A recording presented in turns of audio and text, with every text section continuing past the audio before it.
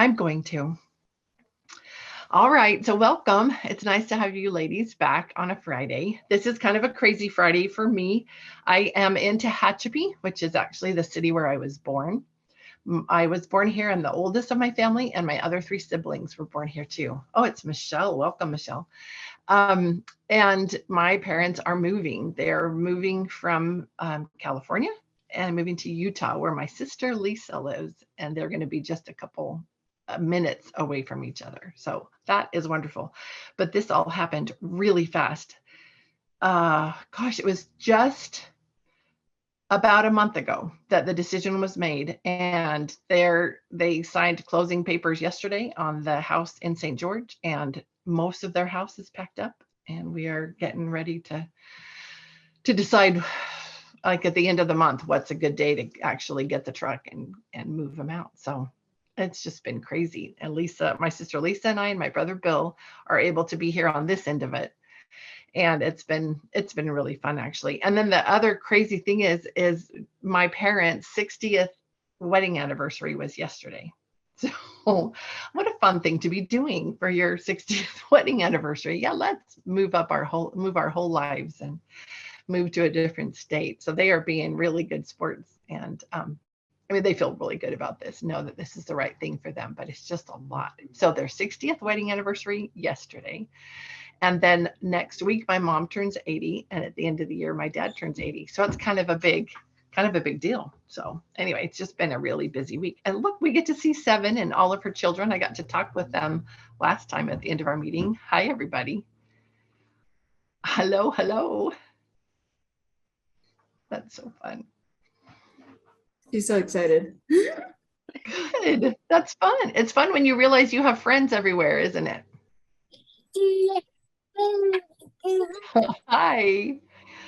Hi, everybody. Okay, so I'm curious to see what it is we land on today. There was a mom who shared a lovely response to a post in the Mighty Network, and she mentioned our little group on Fridays, and she was talking about how we just are led by the Spirit. We go with whatever is on the mama's hearts, and it ends up being a lovely discussion. So it'll be interesting to see where we go. Sometimes we take a little bit longer to figure out where we're going, and that's okay too. I think as I'm editing these discussions to put on YouTube, and I get snippets of what we talked about, I think, oh, it's just lovely to hear what you women bring to these discussions. So please don't hesitate. Think about that. If there's something an experience you had, something you learned, we learn a lot from our mistakes too, don't we? It doesn't have to be like this beautiful story that you heard or this wonderful thing that you learned about somebody from history. It can be something you learned from a mistake that you made, right? Or maybe a connection you had with another woman this week, or with children. I think our connections with children are so important because we have an opportunity to bring light and love into their world. So some of my best friends are children. So I think that's a good goal for all of us. Oh, I also have to tell you that I did get a video this week with my oldest granddaughter, who just barely turned 2, saying, I want to go see grandma in words that I could understand. And I just thought that was the best thing ever. Oh, just melted my heart. Yeah. And then my little 1-year-old came to the screen to give grandma a kiss. So that was absolutely wonderful too. Oh, this is just the best. Okay, so I've given you a little bit of thinking time. Have you thought of anything that comes to your mind that you want to share? Any experiences or thoughts? Sorry, Laurie, could you repeat again the prompt? Repeat again what? The prompt. Oh, yes. Just, is there anything that's on your heart? Something that you learned this week, something you experienced, a connection you made with somebody or something? Anything you want to share?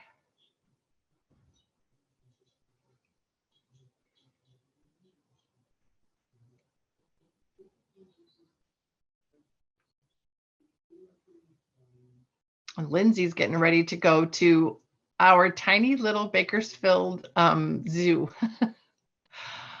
It's called California Living Museum. And then, so we call it Calm. It's just Calm. So you go out to Calm to wander around and see the animals and the reptiles and the birds and all the things. It's really sweet. I like it. I think that's neat that you get to do that, Lindsay. My mom has such a well-educated heart. It's just been lovely to be around her and be reminded of that. As I've packed her books, the treasures that she has found over the years and that are so important to her are books that would be just, yeah, you ladies would love them. They would be your favorites on your bookcases. So it's kind of fun to see that and know that, oh, well, that's where a love of those things came from for me. So I love that. Yeah, Sarah, were you going to share? I was just going to say, maybe I should share something that I learned. I didn't realize that the Mighty Network was like an actual network. For some reason, when I went through Catch the Vision, I like read that little blurb about it. And I was like, oh yeah, I don't really want to spend $25 on a pin. Like, thanks. But I just did the course for what I learned from it. And then I was chatting with Lori and she was like, oh no, it's like an actual like network. Go join the network. It's a thing. So still have to do that. But I learned that it's an actual resource, not just a pin that you buy at the end. Good. Thanks for sharing that. Yeah. Thanks for sharing that, because that might be something that is confusing to other women as well. So, and on that, well, on that network, it gives you instructions about signing up for that mother's class too, that's happening in a next week that's starting. It's an 8-week class that's starting. But it's lovely. It's such a nice place to meet and gather with other moms and just share the things that are on there and not be part of anything else. That's all that's happening in there. It's your own private group, and there are only well-educated heart mothers in there that have all completed Catch the Vision. It's really great. And then Marlene shares in there as well, and she'll be doing that more actually. So thank you, Sarah, for mentioning that. Yeah, 7.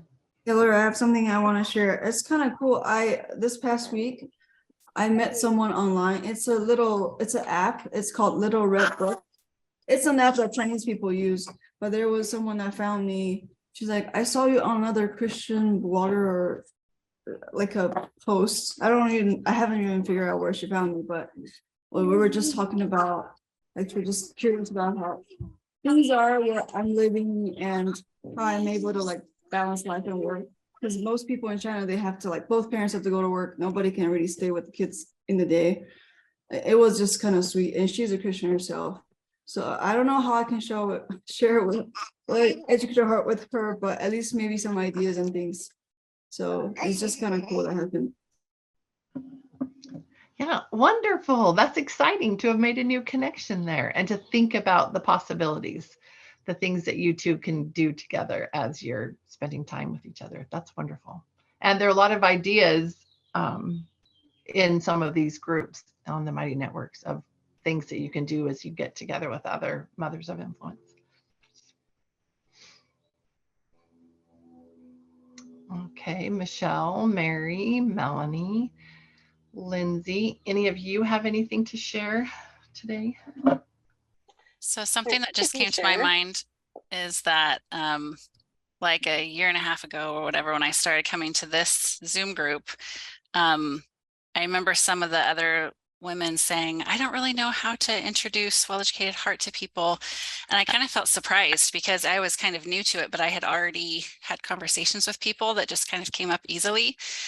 And it's interesting that now that I've kind of delved into it more, now I'm starting to feel the same way of like, I don't know how to explain this because there's like so much to it. It's really deep. And so many aspects and so many resources. And so I'm kind of reminding myself that it can just be easy. You can just share little bits and pieces. You don't have to try to explain everything. And even if they don't go to the website, just little bits that you can share with them can help them in a positive direction. And if they do go to the website, you know, just sharing little bits at a time and they'll figure it out. They'll figure out the depth on their own time. Oh, yeah. I love that, Melanie. Thank you for that reminder. And I think you're right, because the more you get into it, you realize how much is here and where do you start? What do you explain to them about first? Lindsay and I run into that. Lindsay and I and Michelle were all at a meeting together. And I think Lindsay and I were just so excited to share with the women that came. I think we just like it was a downpour, a deluge or whatever anyway, but we gave them so much. We were just so excited about it. And while we may have warmed a few hearts, I think we scared half of them away, or I did anyway. Lindsay probably didn't, but I'll take responsibility for that. Anyway, it can be a lot when it's brand new to you, right? But just sharing a little bit here and a little bit there really is what I think is key to getting that started with another friend. Yeah, Michelle, where are you? Oh, you're in one of your bedrooms and Lindsay's in one of hers. Yeah. Yeah, we're in Audrey's room cleaning up. Hi, Audrey. Good to see you. Hello. You guys are sitting in the dollhouse right now. Nice. I like it. That's super fun. I put friends in my kitchen cupboard all the time. It just makes it's right at the right level and I can cook and do all the things I need to do. And they're just in the cupboard. So that's great. That's fun. Oh my goodness. This is just such a great time of year. This springtime, getting ready for summer, all of this just gets me excited about all the possibilities. Yeah, Lindsay.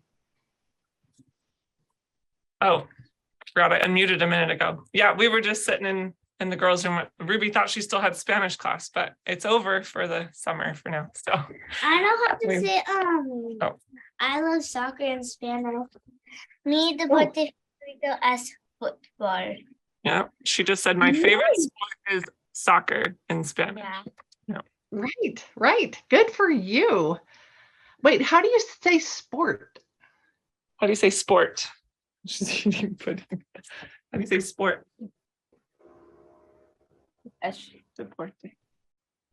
Deporte. Esporte? I think it's deporte. Deporte. Oh, deporte. But I didn't take the class, so I don't know. I'm taking her word for it. No. What's well, anyway. Juego? Juego is game. Game. Okay. I've heard Juego is game. Okay. Say again, Sarah. Oh, hold on. You switch mute. You got your buttons confused. Sorry. There you go. No. So deporte is game, or sorry, deporte is sport and juego is game. Okay. All right. Now we know.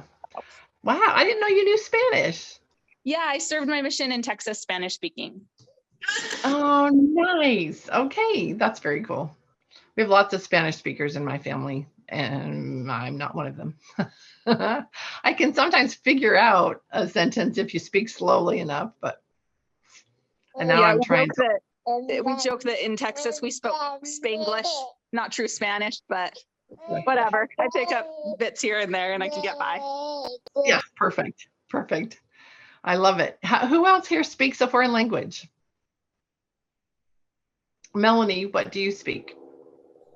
I speak Spanish. I took 4 years through AP in high school and a couple of years in college. I was starting to feel fluent, and then I graduated, and I haven't used it much since. So Yeah, I've lost a lot. That's hard.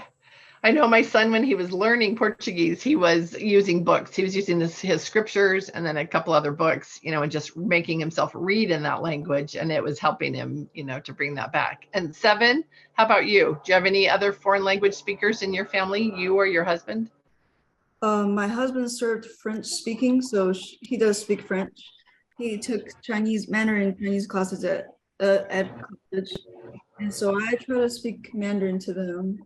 Can you say ni hao? Yeah, if anybody want to learn Mandarin, we can do homeschool, like co-op classes together. Just like, it's pretty fun.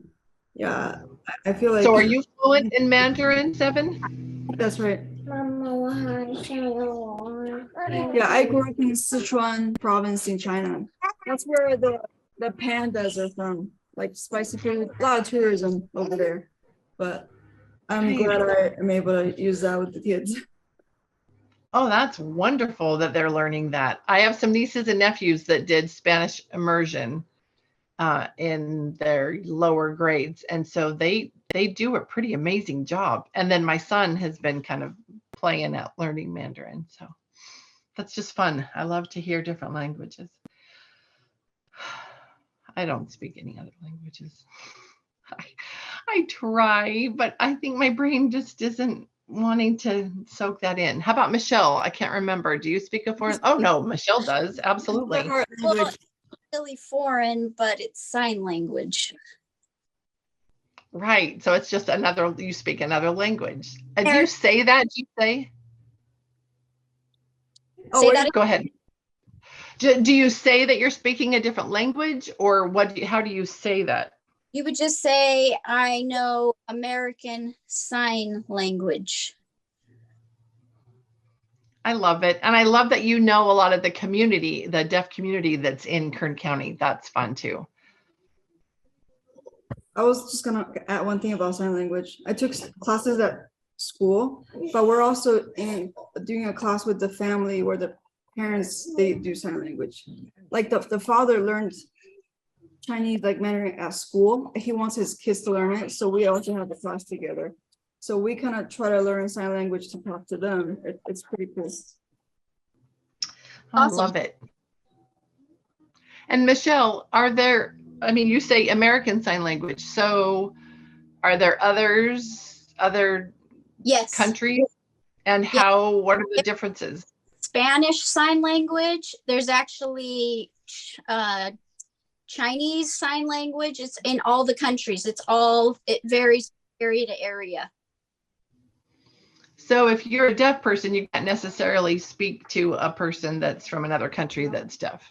Right. Now it's a spatial visual language, so there's a lot of similarities, but obviously culture and regions, it's going to affect the signs. Okay, that's super interesting. You'll even find variances from the language from West Coast to East Coast, depending on where you live. There's sometimes how we sign words is maybe just a little bit different. Okay, I didn't know that. That's really interesting. Yeah. Yeah, thank you. You're All welcome. right. Okay, we're getting Melissa now too. I love that you sign when you're speaking, Michelle. I just love that. It fascinates me. It's a class I still want to learn. That's one I think maybe I could pick that one up. Maybe I could do that. I love it. I speak with my hands anyway. Might as well. Right? I know. I talk Yeah. so many hands. Sometimes I have to sit on my hands using them. That's so funny. My mom. Can you hear me? Mhm. Can you? Okay. So there's a channel. It's a streaming network. It does cost money. It's called Wondrium. And there is so many great things on that channel to learn. There's history and literature, and there's actually right now they're doing let me back up. So I started it because I wanted to learn about, they were advertising the Black Death, the Black Plague, and I was like, oh, that would be cool to learn more about it.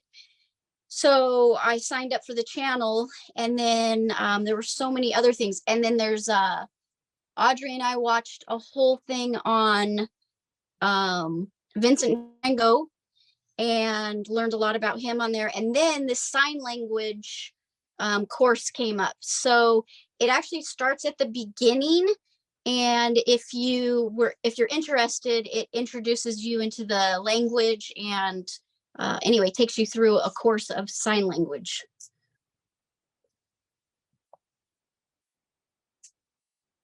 And again, you said that was Wondrium? Yes. And it's on YouTube. It's on, so you can look it up. Actually, I have an app on my phone too. So if you go to the App Store, you can put in Wondrium. I have to spell it out. So it's WONDRIUM, Wondrium. Okay. I'm doing it right now because otherwise I'll forget. I'm installing it on my phone. That Hopefully- sounds really interesting. Sorry, say that again. Said, hopefully I spelled it correctly. Yes, you did. Okay, good. Melanie's nodding her head too. Okay. So I think Melanie must have found it too. Wondrium. Okay. I love that. I love learning about new resources from you ladies too. So that's great. Okay, what else? Where else are we going? We did languages. That's cool.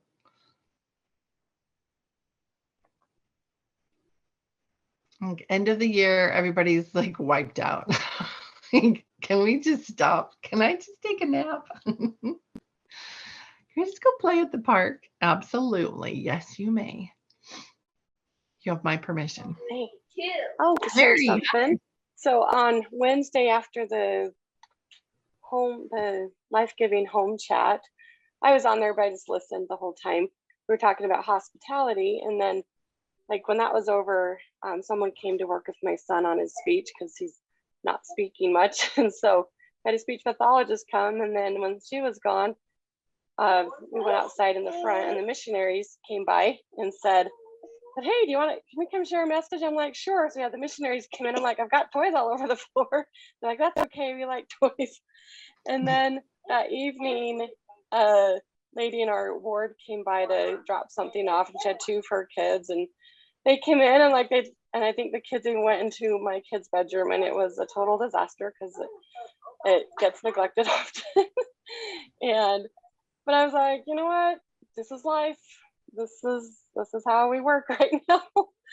So I usually would feel like super embarrassed if the people from the ward and the kids saw my kid's bedroom, but I was like, that's where we're at right now in life. I guess we gotta accept it. So it was a good chat. Yeah, good. I love that you took that thing that you learned and applied that day. How great is that? Because it's so much better to allow people to go ahead and come on in and feel of your good spirit, and for you to have this opportunity to share that hospitality with them, right? Help them feel a little bit of God's love, a little bit of that light, be open to them so they feel welcomed into your home. I love that. I love that you did that, Mary. I loved the part that we were talking about hospitality. I thought that was just such a good discussion. And that I was so challenged. Marley was leading that discussion, and I was supposed to be, facilitating that with her. And I couldn't get on. I didn't know my sister had her laptop here, which is what I'm using right now. And I was really struggling. I was on my phone. I could only see 1 page of participants. So I knew there were a lot of other people on there, but I couldn't even see them. And I realized I have to be able to see you. I want to see my friends. I want to know who's there. It makes it so much easier to interact. So I was really struggling, but I loved that discussion about hospitality. Mary, I think you were going to say something else about that. Yeah, I just thought it was just interesting because we usually don't have a lot of people come over in a day or at all. And then in that one day we had 3 different, one of them was planned, the other 2 were not, but just how we had 3 different, groups of people come into our house that day. Okay, what an interesting thing. How many of you have had that same phenomenon happen where it's like God has taught you a principle and then immediately allows you an opportunity to practice that principle? It's like, okay, you like that? Well, let's see. let's see how well you do if we actually give you an opportunity to try that. I love it. Well, my kids have a primary last day of school activity right now, so I will probably try to stay on, but I'm going to just drive them over there and then. Okay. Thank you for letting us know. And Mary, thank you so much for sharing that. That was beautiful. I appreciate that. Okay. That's what I needed to hear. Oh, good. It's go ahead, Lindsay, you share. I was just going to agree with 7. I needed to hear that reminder too. And my husband's been working really hard to get the backyard all pretty and all these things. And he's like, we need to have people over.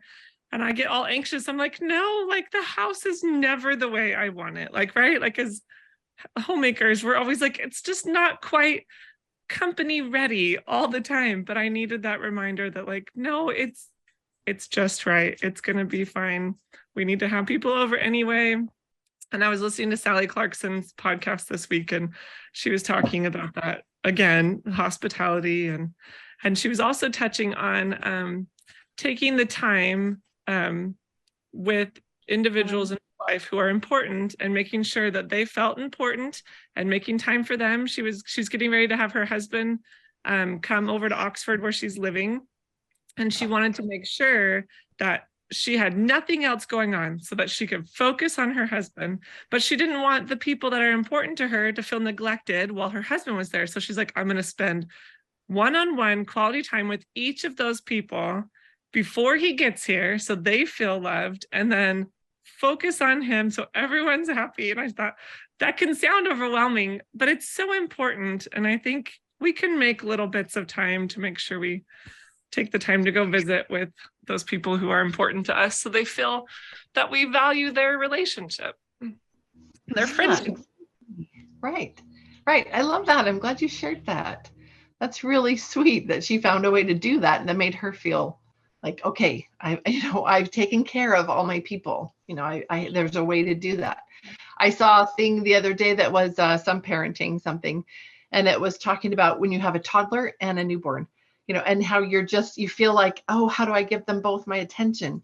And she said, just narrate what your toddler's doing to your baby, to the infant baby. And, the baby is being talked to and having that interaction, that one-on-one with mom, right? And the toddler just feels so noticed because mom is talking about all the things that they're doing right now and talking to them about their, to their sibling about that. And I thought that's such a simple thing. And I thought that was kind of sweet. I like that. That's good. I'm watching my sister-in-law navigate that right now. She's got a 18-month-old and a newborn, and he's starting to get a little cranky, and she's like, I'm pretty sure he's just figured out that this baby's not going back.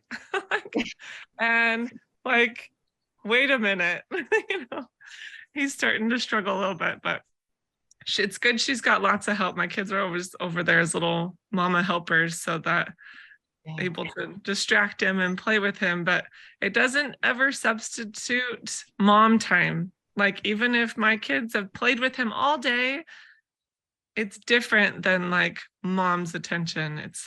It's interesting to watch that, and she knows that too. Like, he needs my attention and not just someone playing with him. It's interesting.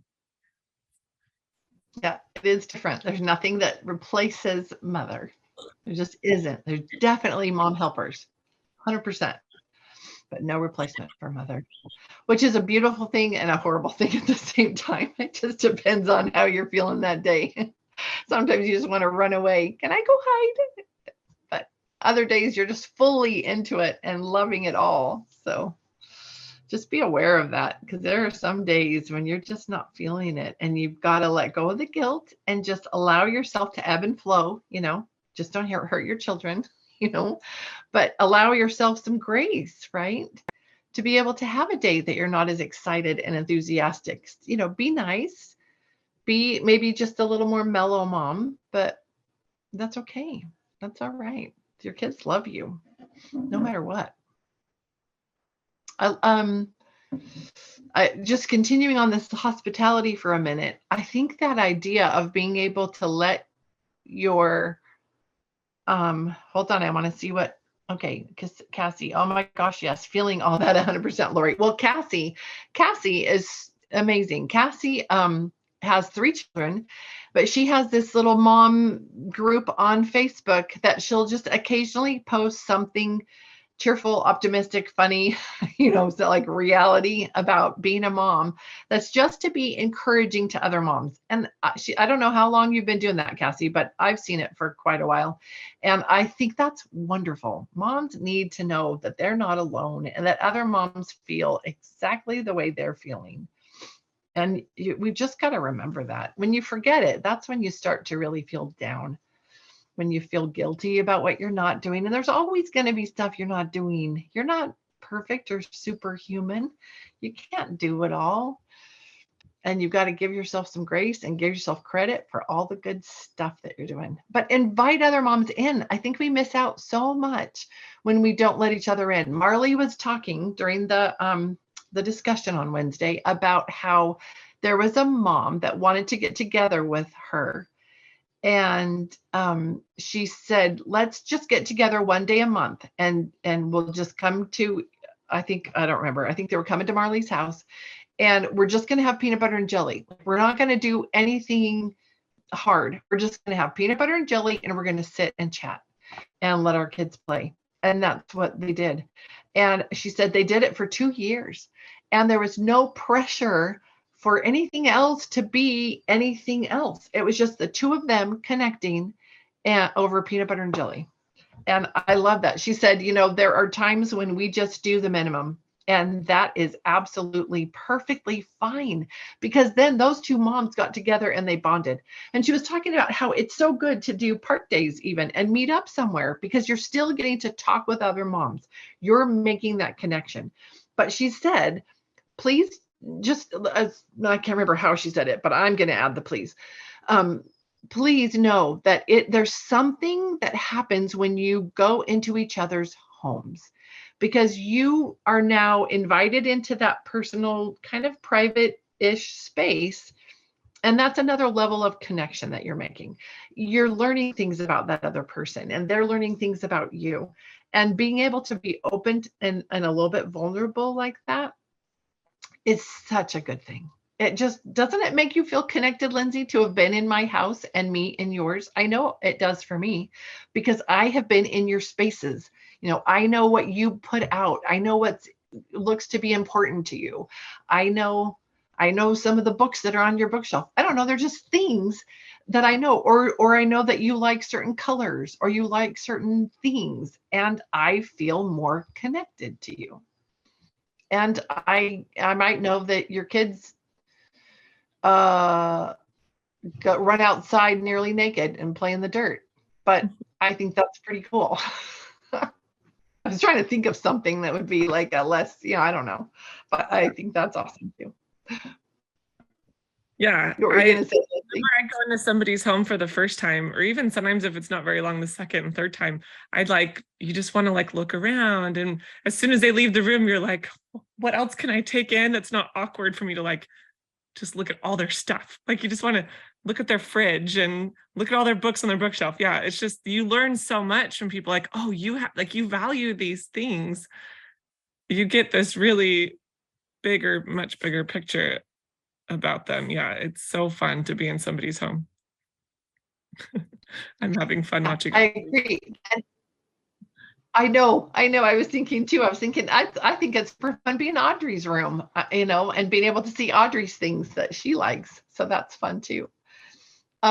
But here's the other thing that I think is really interesting. I mean, if you're a major hoarder and that's a problem that you're dealing with right now, I would probably notice that, but when I've been in people's homes, I've left and gone home and thought, I didn't notice whether their kitchen was clean or not, or whether their kids, I didn't notice those things. I didn't pay attention to clutter or lack of clutter, or those aren't things that I notice when I first go over to their house. Now, if I go over there a lot, I'm going to get used to the feel and used to stuff, and I might start noticing that stuff. But we're friends now, right? And so we're understanding and kind to each other. So I don't see where we actually are going to have a problem in that area. What do you think? Yeah, or maybe I will notice, but I'm also noticing that everyone in the home seems really loving and happy, and all the kids are happy and creating things and making things in the kitchen. And so I'm well, yeah, it's a mess, but look at all the life that they're living in here. And I see that part of it. And I think that's cool, where I may have been having a day where I'm nobody do anything because I just cleaned the house. And then what's the point? They need to be creating and doing things. It's so good. I really like that you see the mess, but you're seeing all the goodness that mess represents, right? And the happy people in the house. and mom allowing their family to live in their house. You know, it's funny. If you really look at it, a lot of the, at least the high end, like actual designer magazines, or now it's shows and accounts or whatever, there are two extremes. You know, there's the super clean, nothing out of place, looks like nobody lives there and no one would ever be comfortable there homes, right? And then there are the homes that people absolutely live in. They're still lovely. They're still not really like messy, super horribly like dirty or anything, but there's stuff everywhere. There's books and maybe a coffee mug and I don't know, a couple different pictures and stuff. There's just stuff all over. Like if you look at movies, like one of my favorite movies of all time is You've Got Mail. I just love that movie. Just the era that, I don't know, it's a romance. It's just sweet. I love it. And I've watched it so many times. I watch it multiple times a year. And when you pay attention, like to her absolutely adorable, incredible, wonderful apartment, there's stuff everywhere. There is so much stuff packed into those rooms where you might look around and think, oh, I can't, you know, I have all this stuff out. It is so charming. It is warm and wonderful and lived in. And I don't know why we've got ourselves into this, you know, I need a home that looks like nobody lives here. And then I can invite people over and they'll feel nothing. Like empty. Like, what is it you're offering them then? You know, we need to offer ourselves. Come on over. You do hear the train? Yeah, the train is so loud here. But it's really cool. So I don't know if any of you also watch Relative Race on BYU TV, but we love it. And we have noticed the difference. There's times when they meet up and you can tell it's in that relative's house and there's pictures. And yeah, like you said, it may not look like a model home, but it's like homey and they're in their space and it's just such a sweet meeting. And then there's times where for whatever reason, they've had to get an Airbnb and they don't say this on the show or anything, but we can tell as the viewer, that's totally an Airbnb. Like, everything's just set up all perfectly. There's no family pictures. There's no little knickknacks. And just the difference that is, it's sweet. They're still getting to meet a relative and visit with them and stuff like that. But it's in like a very sterile environment. It's just kind of, it's interesting to see the difference. You can tell. Here's the train. Okay, I don't know that show, but I think that's really cool. And I can imagine that difference. Sorry, Seven. Love the train, and I love that you mentioned it. It's kind of like, you know, when you first get to know someone, it's more like two-dimensional. If you go into their home, it's almost sudden just become three-dimensional because there's so many things you can see what they value and even like, you know, maybe how they grew up somehow, like you can sense it. So I love that you shared. It doesn't have to be like all minimalist and nothing everywhere. Like, yeah, it's really hard to be able to do that. I mean, it's not so good either. But people need it. People need it. In the book, in Sarah Clarkson's book, she was talking about how rarely people invite others into their homes these days. It just isn't as common. We're just not as friendly. We're not as opening and welcoming. And that's unfortunate because we need that. We need each other. Yeah, Michelle. I was just going to add to that. And sorry, I stepped out for a few minutes. So if this was already said, but they say to really get to know somebody is to go visit them in their home. And that's how you really get to know somebody in depth. But I was going to also share that, and I won't specify, but I have a family member who their house has to be so perfect that often they have missed family functions and gatherings because they're cleaning their home. They put the cleanliness of their home above, basically above their family relationships, which I think is really sad. So anyway, that's just another, we could have two extremes. You can have one where you've got the hoarder's house, and then you've got the, like you guys were talking about, the museum house. and neither of those can really enjoy yourself in. So we have to realize, and I can, sometimes I fall victim of that, where I'm like, oh, my house is dirty, I can't let anybody come over because I'm embarrassed, I don't want them to see my house, that it's dirty. But you know, do we really need to not have good friends or entertain people or let them know who we really are just because our house isn't perfect? Right. No, and I think there's a balance there. You know, I do, obviously, you know, we work toward having our homes be somewhat clean, like clean-ish and orderly-ish, right? But having that, like what Michelle was talking about, someone who can't even participate in things because they are so worried about that, then what was the point? Like, why did you do that if you don't get to experience any of that togetherness time, right? It's kind of like, this at least connects in my head. You'd see if it works for you. But as we've been going through boxes and finding some memorabilia, right? Family heirloom things. What's the point of having it in a box? Like, I guess you know it's somewhere there, but put it somewhere, put it on display, have it, or if you don't have room to have all of it on display, put some of it on display and then put some of it like in a special box or container or something on a shelf somewhere that you have access to it, and get it out occasionally and share it and talk about it. Otherwise, you have the memory, you know, if you're not going to do anything with the stuff, why have it? I am going home with giant projects. Like, I just, as my parents are seeing things and having to make decisions and say, oh, I don't actually need this. It doesn't add to my happiness. You know, I'm kind of thinking about that a lot. But anyway, this idea of you could keep your house, make your house all clean and beautiful, or pause, you know, put off anybody coming over until it is, and you've missed out on all these opportunities to connect with people. But I love, Michelle, that you shared that the way to get to know people is to visit them in their space. I agree with that 100%.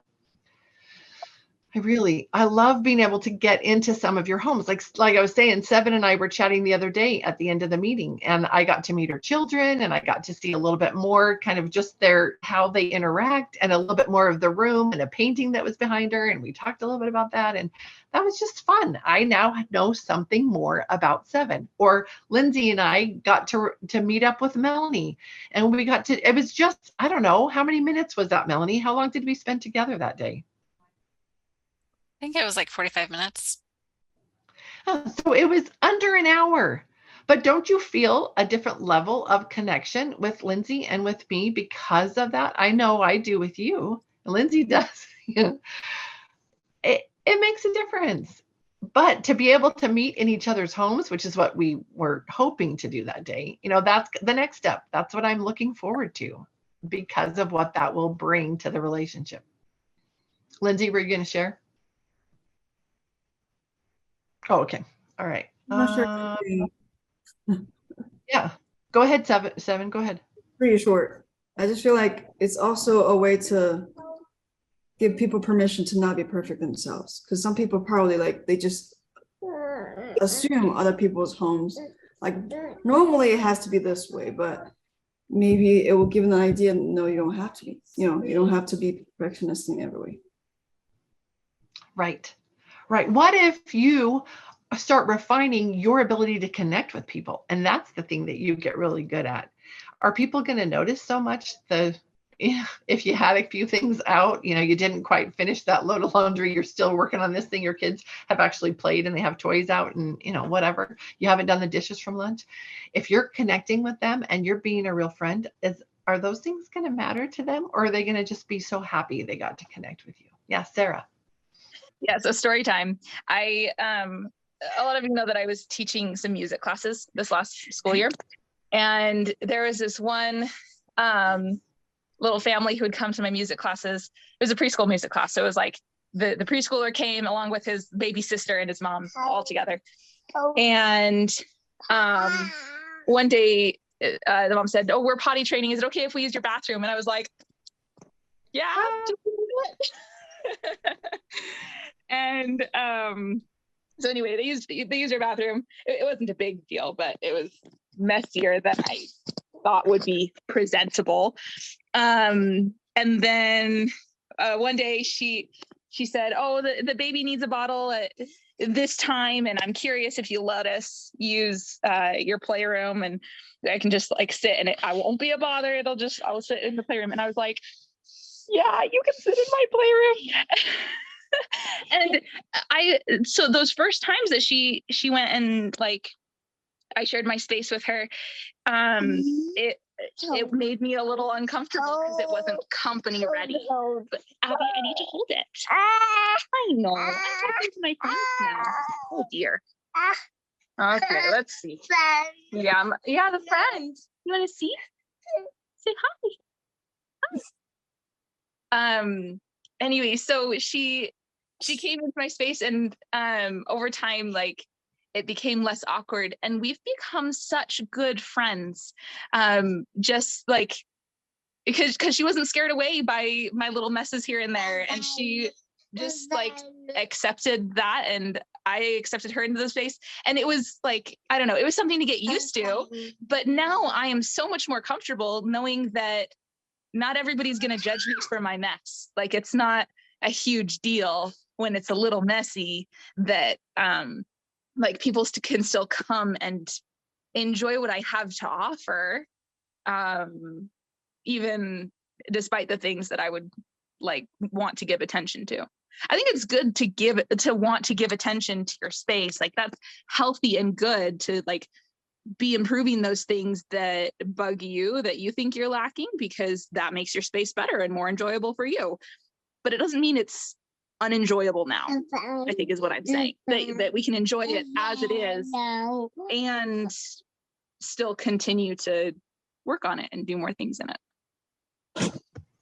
You said that perfectly.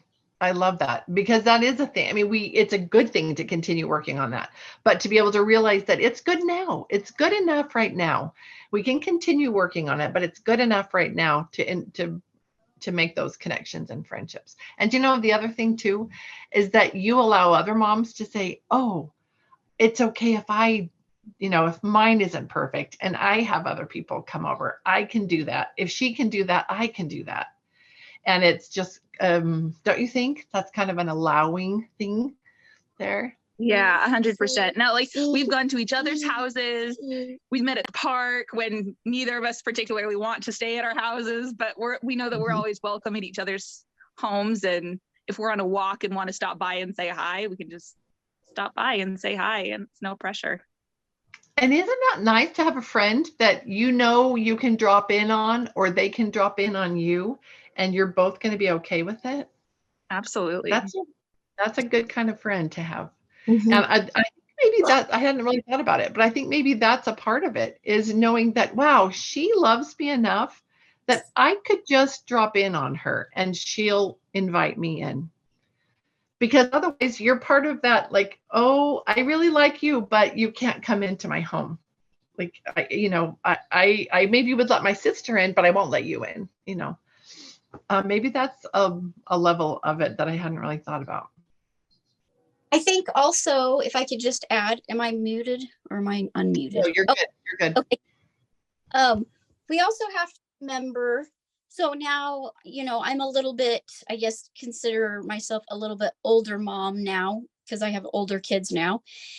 But we have to remember we have different seasons in our lives, and especially when you're a young mother and you have lots of little kids, and you have to allow yourself that, it's okay if the house is a little bit messy. It's not the end of the world. And remember in our lives. So obviously now that my children are older, they're able to help with chores and do things. Whereas when you're a younger mother, you're trying to do everything. So allow yourself some grace, and don't beat yourself up because it's not perfect or it's not exactly the way you want it. Yeah, thank you, Michelle. I think that's so good for moms with younger kids to hear. And I think they have to hear it a whole bunch of times before they start to accept it and to actually honestly show themselves that grace. But that's what we Grace must do. was the word I was thinking of the whole time while you guys were talking. Yeah, yeah, it's beautiful. It really is. And I love what Melanie said up here. People's homes are larger these days than homes used to be, in part because we have more stuff than we used to have decades ago. Interesting how that may have influenced the decreasing invitations over time. Absolutely. Absolutely. Those older homes that our grandparents grew up in, they were tiny. You could very feasibly clean up that house in a day. You hardly had any toys. Your kids might have had a dozen at the most, right? You had like 5 pair of pants and 7 shirts and 2 pair of shoes. I mean, there wasn't as much stuff to pick up. And so I think hospitality back then was easier. We've made it harder on ourselves than it probably needs to be. But we just decide, I guess. I don't know. It's hard getting the balance. It's like now that I don't have little children, I've got so much figured out, but when I was having them, I didn't. But that's how Heavenly Father designed it. So it must be okay that we're not experts at it until we're done, which is a little frustrating sometimes, but oh well, that's how it's supposed to be. And I loved Melissa's little input from my little departure there. Melissa shared, I have a relative that said, when I die, know that great grandma's china is in that trunk. And she said, I laughed and said, I've never seen that. I don't know them. It means nothing to me. What do you expect me to do with that? Exactly. Like if you hadn't had it out on the table for Sunday dinners, or I don't know, or had a relative share with you, show it to you and talk about how they remember these dinners with great grandma and what they would have and the things they would do, or just the great memories. If you don't keep it alive, then there's nothing really to connect it to. So it's been kind of fun to look at these things with my mom, because she has shared these things with us over the years.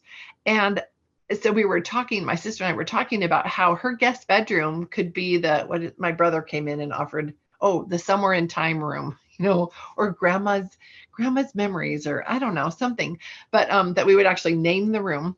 And that how much fun the great grandchildren would have going and visiting there, and having grandma now show and teach a new generation about all these things. Oh, no. But having quilts on the bed, she has all these quilts that were this great grandma's and this grandma's, and she has doilies and things, and we were spreading them all out and talking about the ways we could hang those things up. And she has a china cabinet that she'd put quilts in, and she has old china from the different grandmas. They would actually mean something because we know the stories. We remember the people. So anyway, so it's kind of fun. Sorry, two little threads going on. Lindsay, we're going to share? Yeah, I was going to share about my husband's grandpa collected teacups and had hundreds of these beautiful teacups with the saucers when he passed away. And so my mother-in-law had them all, and they've all been boxed up in the attic. And her plan was to divide them up among her kids, and then when she had grandkids, she would divide them up among her grandkids. But she didn't ever want to get them out of the attic and out of the boxes because they might break. And so nobody even knew about these teacups. And when we started having tea parties, we were like, hey, can we get the teacups and like keep them out so we can use them? And she was really hesitant. And she's like, well, maybe you could just have a few, because the rest are, the other kids, the other grandkids and stuff. And my sister-in-law goes, Mom, like my kids are not going to want them if they don't mean anything. So let them be like at Aunt Lindsay's house, and they get to go to Aunt Lindsay's house and use the teacups for tea parties. And I told her, someday I'll give them whichever ones they want. Like it'll be fine, but they will mean just don't. So it's been really fun just to have those out, and all and see them at my house. So. And Lindsay, tell, I don't know what, but can you tell us again where you store those teacups? Where I keep them? Mm-hmm. They're just in a cabinet that was also my husband's grandpa's, and they're just like in our office. Like, we don't have a fancy house. So they're not even stored anywhere fancy. In fact, that cabinet glass door has been broken since the teacups have been in there because my kids are a little rough and, you know, but the teacups are fine. And yeah, so they're stored in there and they're right where everyone walks by them all the time and they're in plain sight and it's fun.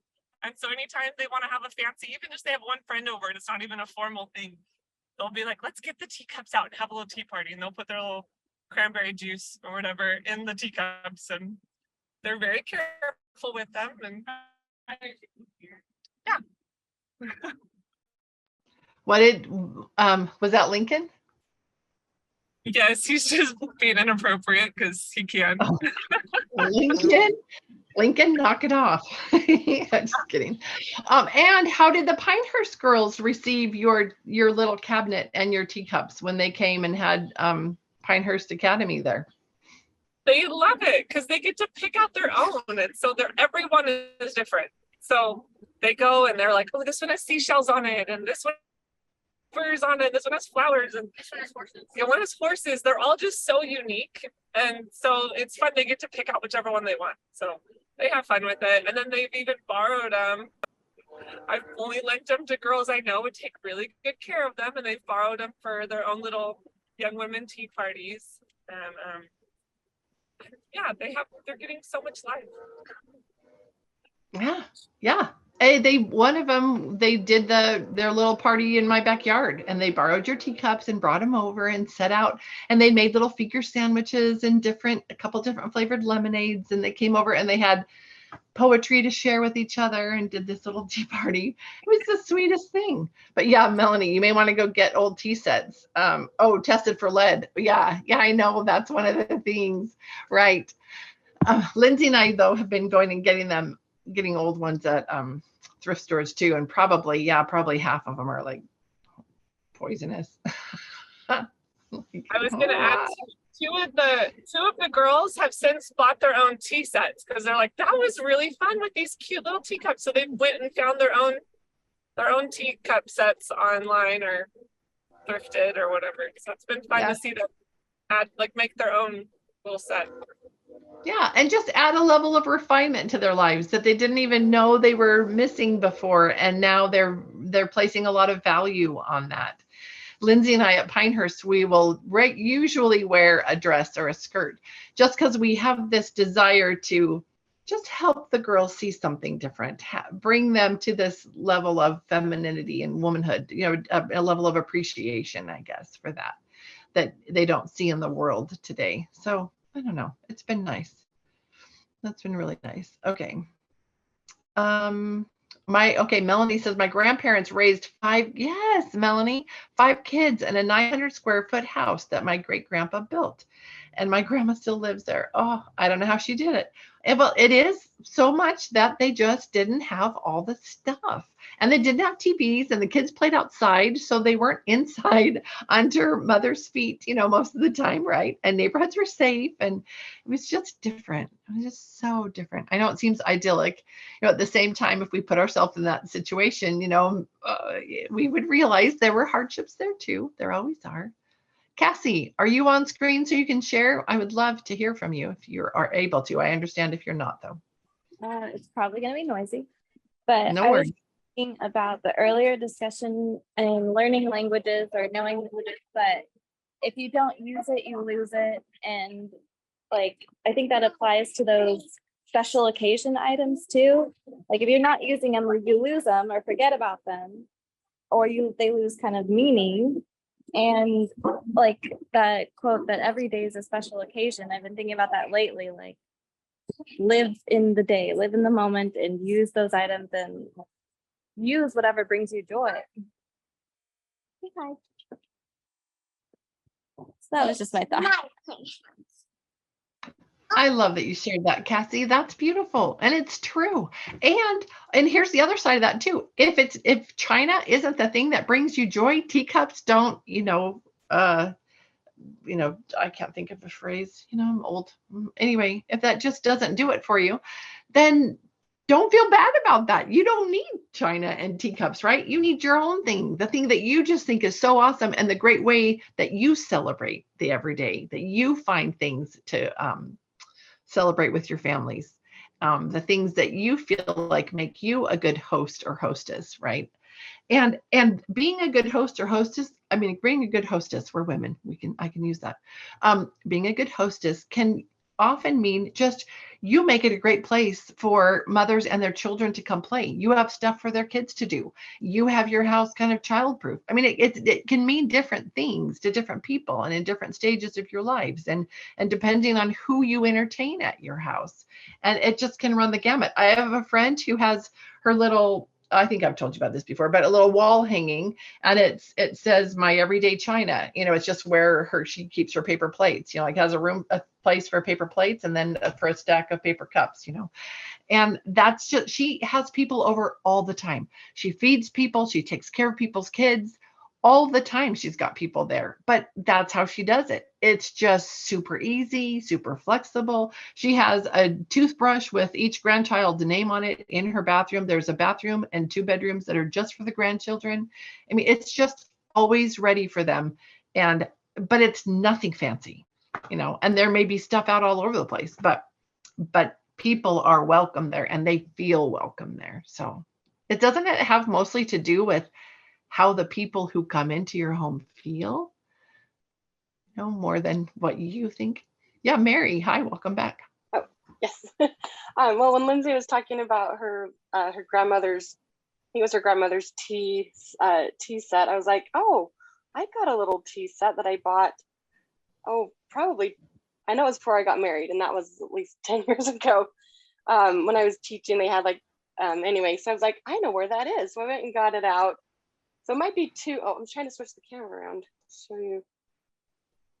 So I just got it out. It's like super duper tiny, but I was like, oh, I bet my daughter would love to play with those.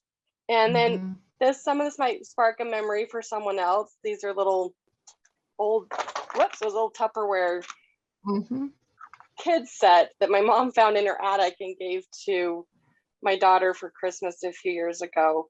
And and I'm like, I want those. I remember playing with those when I was a kid. So I'm like, oh, maybe I haven't done poetry tea time yet, but it sounds like a lot of fun. And it's a lot of fun for mom too. You know, if that is your cup of tea, right, then that's a fun thing for you to do, right? See how I did that? That's pretty clever, huh?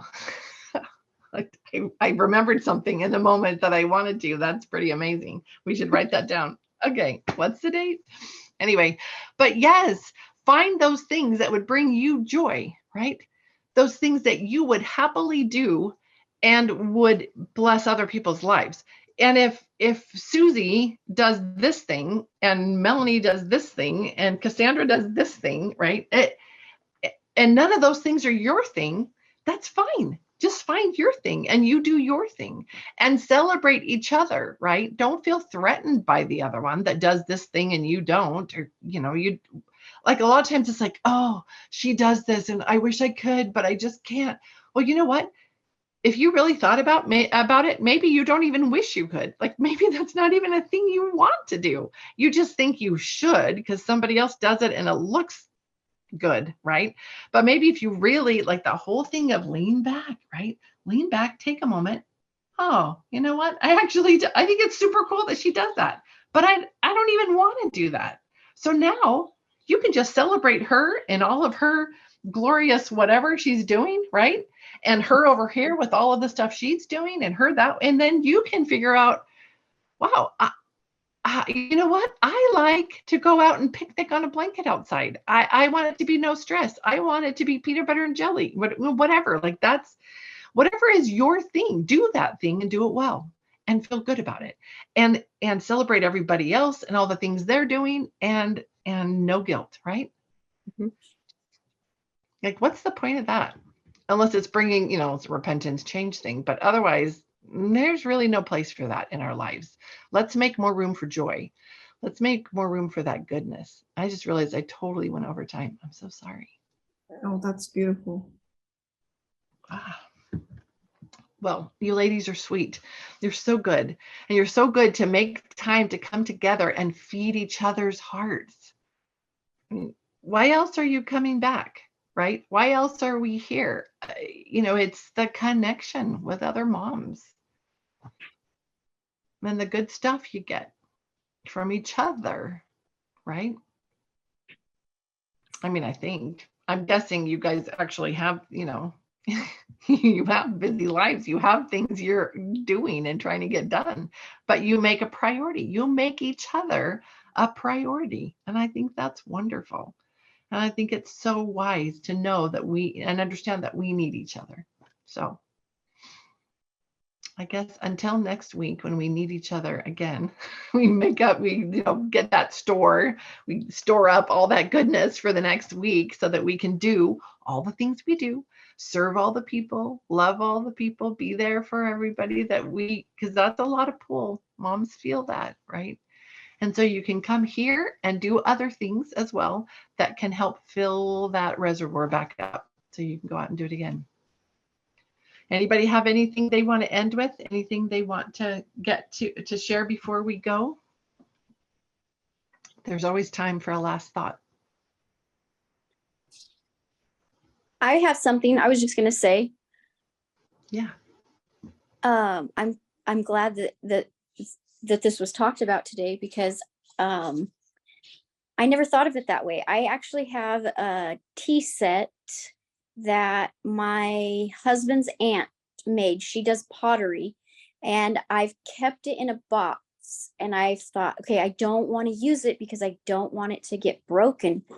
But now that I think about it, I'm like, oh my goodness, you're all right. If you don't use it, it has no meaning. So now I guess I'm going to get it out today. And I guess if it gets chipped, it gets chipped.